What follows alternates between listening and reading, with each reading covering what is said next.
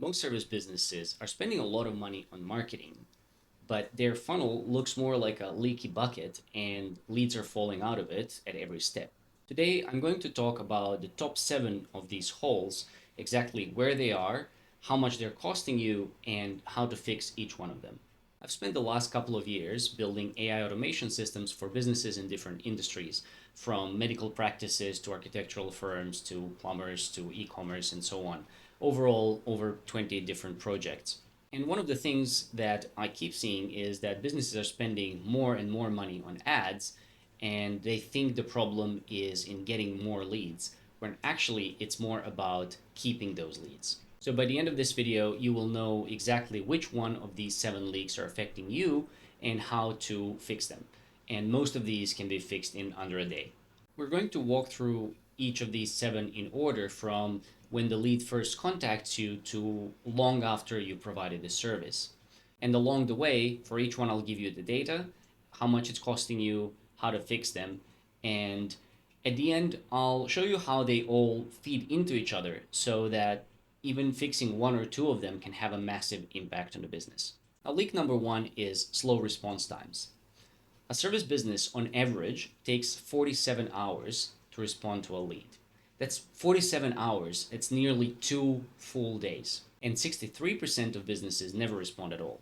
Now, here are some more numbers to drive this home. A lead that's contacted within 5 minutes is 21 times more likely to convert than one that's contacted after 30 minutes. That's according to MIT research. Now, if you think about that, if you're paying for Google ads or Facebook ads, or you're paying for Thumbtack or Yelp or wherever your leads are coming from, each one of these costs actual money. And if they're then sitting waiting for a response, you're losing them. And most businesses will say, we need more leads. But in reality, there's a lot of money just sitting there waiting for you to essentially collect it. Now, for slow responses specifically, a very simple first fix is just an autoresponder. Just let them know you received the message, let them know what's happening next. It's as simple as that, but it starts the conversation and they know that somebody got the message.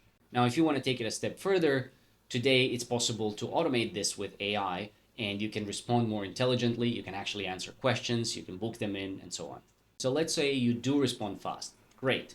What after that first reply? 80% of sales require at least 5 follow-ups, yet 44% of salespeople give up after just the first follow-up.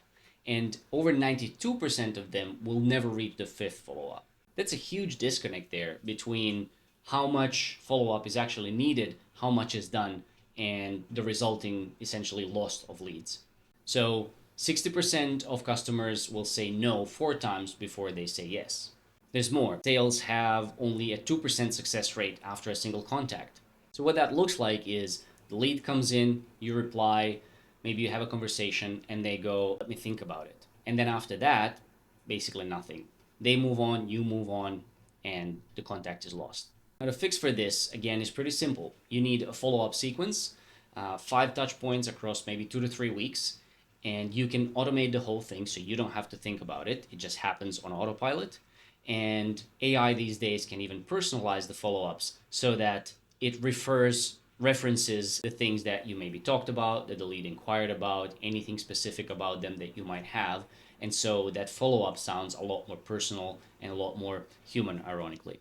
Now, here's the third one, which is even more invisible because you never know about the leads that never manage to reach you.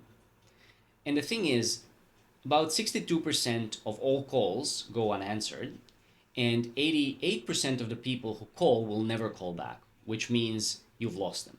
I'm going heavy on these stats because I feel like they really drive the points home. So on average, a small to medium business loses about $126,000 just to missed calls. In home services, the average value of missed call is $1,200. For a dental office, it's about $850 in lifetime value.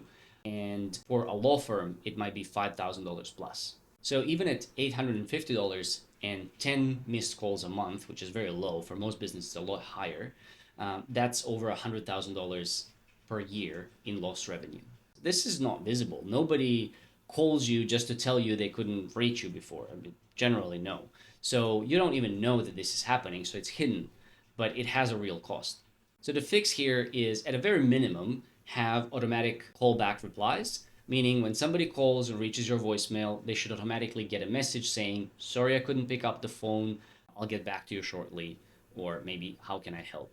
And that starts the conversation, lets them know that you're there, that you're going to get back to them, and makes it a lot less likely that they're just going to move on.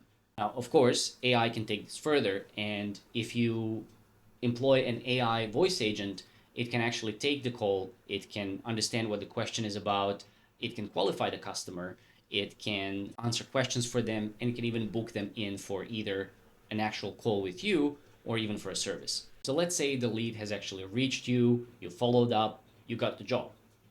Unfortunately, that's not where the leaks stop. The next one is not having any review management. Again, more stats. 95% of customers will look at online reviews before buying. 82% of them will specifically look for negative ones. And then if you have 4 or more negative reviews, about 70% of the customers are not even going to bother. What this translates into is that just a 1-star increase in rating increases revenue by 5 to 9%, and a 4+ star rating usually means 32% higher revenue overall. It also takes 40 positive experiences to negate just one negative review. And very, very few, only about 5% of businesses, even respond to their reviews. And yet, those who respond to at least 25% of the reviews generate 30% more revenue. Now, that's a lot of numbers, and it gets confusing. But the reality is just that reviews are very, very important. And for a lot of business owners, they see reviews as a vanity metric, and they're nothing like that. Now, the fix for this is also simple. The first one is asking for reviews from every happy customer. So everybody that you provide service to that's happy with the service, you should ask them for a review. The second part is responding to those reviews, both positive and negative ones, but especially the negative ones, because that's where the trust is built. And again, this can all be automated. The sending of review requests can be fully automated after the completion of the business, and the AI can even draft the replies or even send the replies for you. Now, the fifth one is a leak that causes a lot of churn, and it happens right after somebody becomes a customer. So for most businesses, what happens after somebody becomes a customer is exactly nothing. The statistics show that 67% of all cancellations happen in the first 90 days. And so that first period when somebody becomes a customer is very important to prevent that churn. So what I'm talking about is onboarding. And the most critical period there is the first 48 hours. That's when the customer is most excited because they've just bought. And at the same time, they're also probably questioning, did they make the right choice? Should they have bought? They might be struggling with buyer's remorse. And that's where you need to step in and essentially show them that they made the right choice. One way to handle this is with a welcome sequence. So as soon as somebody signs up or buys or however they come into your world, send them a confirmation message. Tell them what to expect next. Tell them who to ask and call if they need anything. And setting those expectations in the beginning really helps create trust and set up that initial part of their journey with you so that to make it a positive one. And this is also something that can be fully automated, where these onboarding sequences or welcome sequences can just be fully automated and sequenced so you don't have to think about it. Okay, so now you've got a happy customer, they're satisfied, the job is done, but there's a lot more you can do still. So a big majority of small businesses, I'll skip out the stat, claim that referrals are their number one source of business. Yet also a large majority of businesses do not actually have any kind of referral system in place. Now, a referral customer typically spends double the amount of a non-referral customer, and they're much easier to close. And companies with structured referral programs see about 70% increase in conversion rates. So the truth is, for most service businesses, the referral program looks like hoping that people are happy, hoping that they refer somebody, and at the same time, that is their number one source of business. These two really do not match. And the fix to this is similar to asking for reviews. Basically, ask them for referrals. So every time you have a happy customer, thank them for working with you and ask them who else they know that might be interested in whatever you're offering. It's simple, it's effective, and if you have an incentive you can give them for that, even better. You will probably be surprised by the results because most businesses never bother to ask. And the last one is something that most of us forget, and that is your past customers. So, customers we have served, they were happy with the results, and they sort of moved on. But for many businesses, those customers can be customers again. And if that's the case for you, then reactivating those past customers can really be a gold mine. One more stat: existing customers have about 60 to 70% chance of buying again. This is huge. Let's say you've got 100 past customers. At 60% of them buying again, that is like getting 60 new customers essentially. Except it's even easier because they work with you already and they will be much easier to close. So a systematic way to do this is to run a reactivation campaign, maybe once a quarter, depending on what type of business you run, but essentially go through all the previous customers once a quarter and check in with them. Do they need your service again? Do they need something else you can sell them? But basically keep in touch and see if they can be your customers again. Now, the part that I mentioned at the beginning, which is all of these feed into each other, and that's where the problems really compound.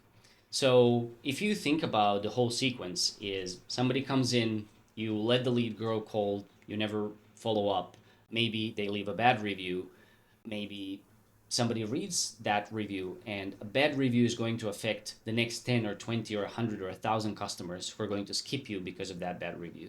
You don't follow up with your past customers. You don't try to reactivate them. So all of these feed into each other, and all the time you are thinking you need more leads when really the problem is all these leads that have gone through your business that have either come out unhappy or simply have been lost and let go without pulling them back in essentially into your business. But the good thing is that the reverse is also true. If you respond quickly, you need less follow up. The customers you're following up well and quickly are more likely to become customers, more likely to be happy customers. A happy customer leaves a review. The review brings the next customer.